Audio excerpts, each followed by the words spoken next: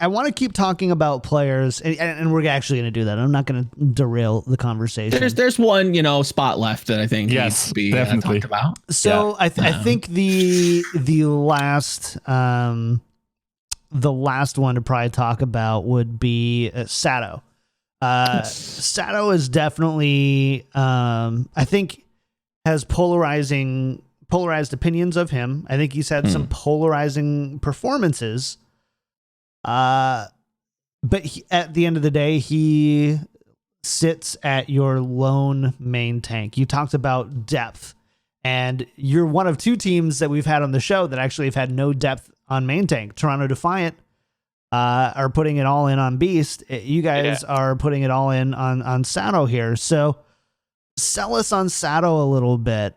Does he have the breadth of main tanks to have that lack of depth there? And just like, I think overall, why is this organization so confident in Sado, especially based after, I think if you watch some of like the Plat chat comments on it, I think they roasted, was it as Ryan that they roasted pretty hard? That's where almost all of his problems were on the Ryan. So I think there's something that I firmly believe, and I think it's mirrored by the other coaches and people in management, is that there are certain positions in Overwatch where you kind of need consistency and you need like a pillar.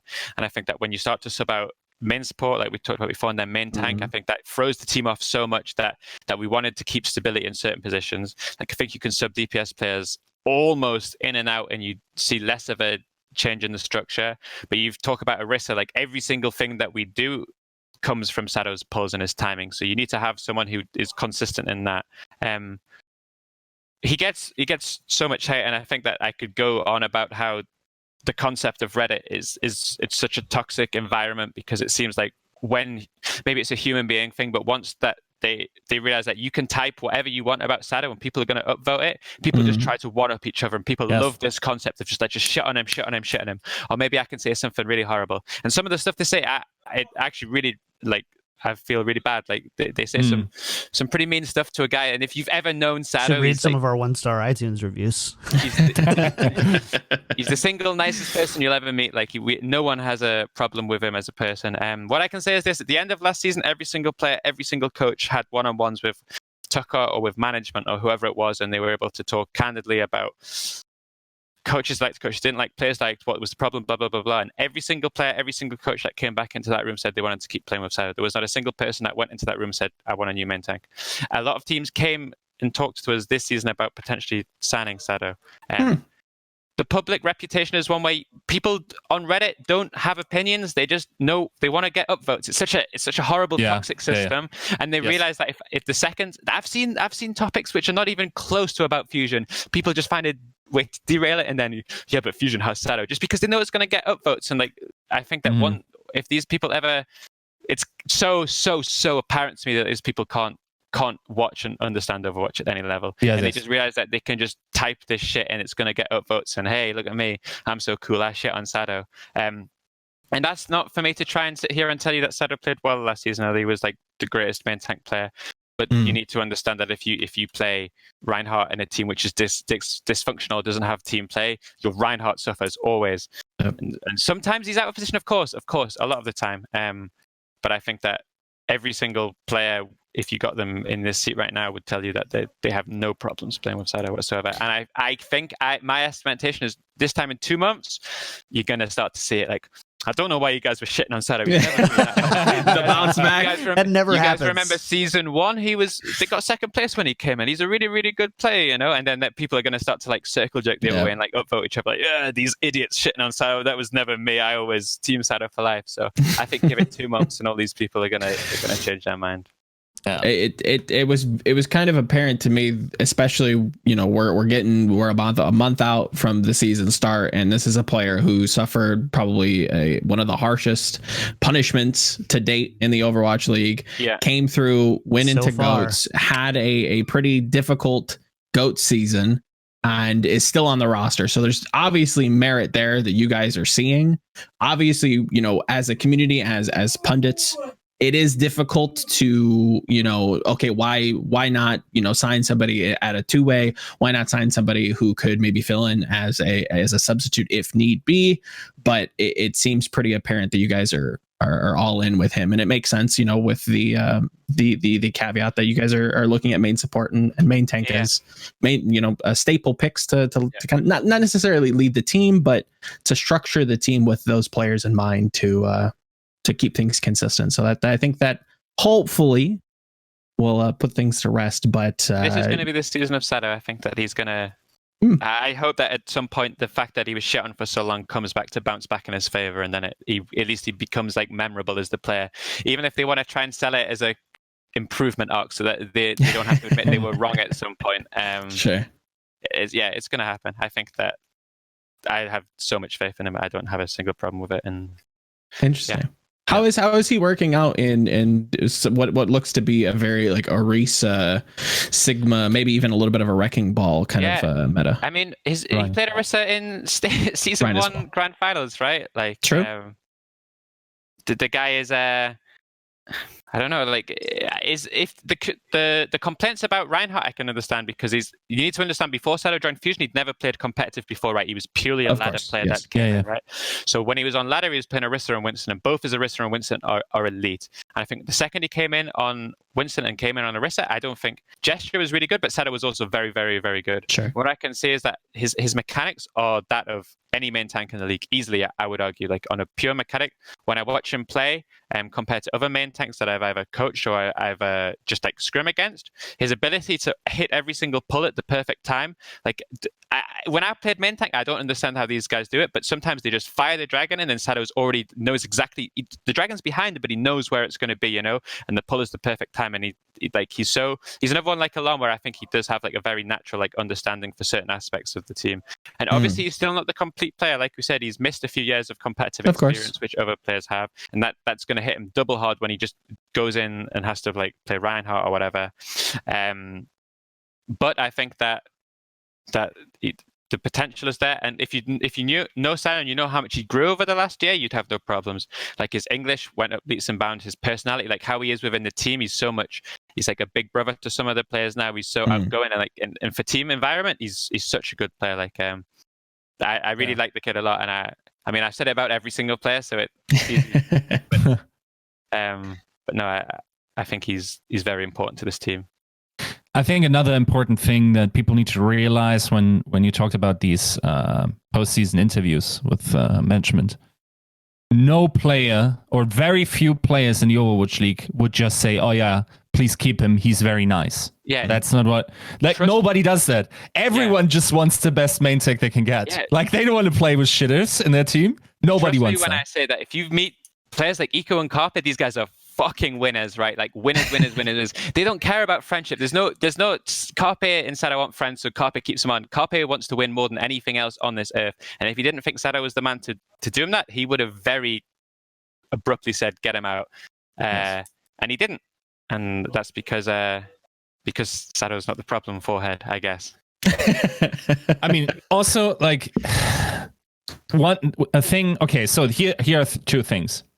I sympathize with the public a little bit, in the sense that it is very hard to judge main tanks without having a full picture of comps and everything. Without a doubt, yeah. Like, I'm currently doing research on an elite, or a player I considered elite. I talked to coaches in the Overwatch League. I feel very wrong now. Mm-hmm. But at the same time, I also wonder if I'm asking the wrong people, and I even question the concept of like awards, because you know how much tape you gotta watch before you have a conclusive idea of someone's performance that can be separated from the team's performance. It's actually insane.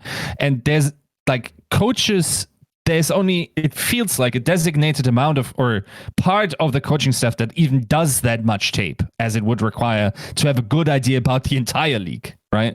So in that sense, I agree that, like, it's very hard to judge, especially as a layman.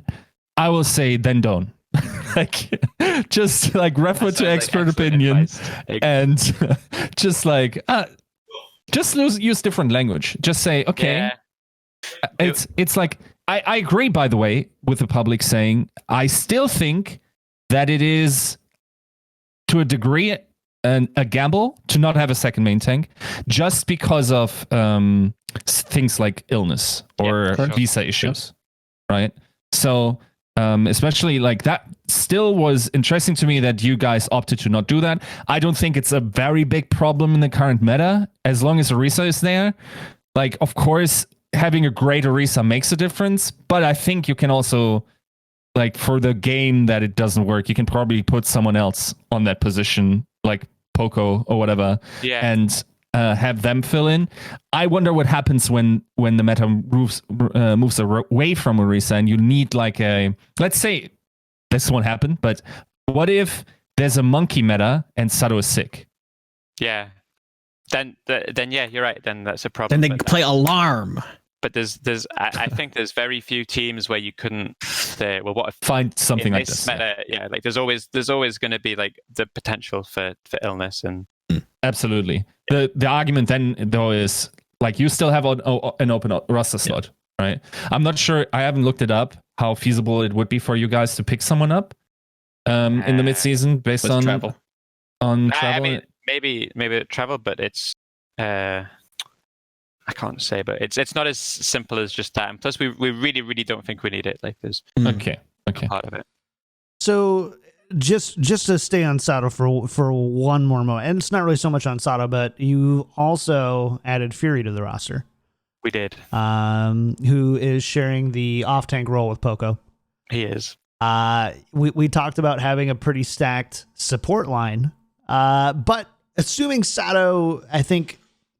Performs at the level that I think you sold us on here and have kind of said is the level that he can play at. I mean, do you look at this as your a really powerful tank as well? Like, what can you tell us about this off tank role? And I do want it a little bit from the lens of like Sado, who is who we've talked about as being a little bit faltering, especially like on Rhino or whatever. Yeah. But yeah, tell us more about that relationship. We never at any point felt like we didn't sign Fury because we thought that Sado and Poco had bad synergy. That was the opposite of the case. I think they got on well. Mm-hmm. A lot of people maybe said that we didn't need Fury, and I think that conceptually that's right. Like there was not a single person who thought that Poco was a problem. I still maintain he's the best Western off tank and maybe like close to.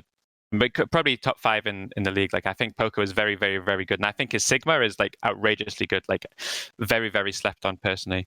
But I think that there's something in sports where teams that want to win, if there's an opportunity to buy one of the best players in the world, you have to take it, even if it's not the position that's needed the most. Like this anecdote maybe doesn't work for anyone except Yiska, but there was a time when Manchester United a few years ago just finished second in the league, and we already had Wayne Rooney, and we already had like an elite striking squad, and we needed a midfield. Our midfield didn't exist, but in that summer we went out and we bought Robin van Persie, and we just added a player to a strikers list which we didn't need.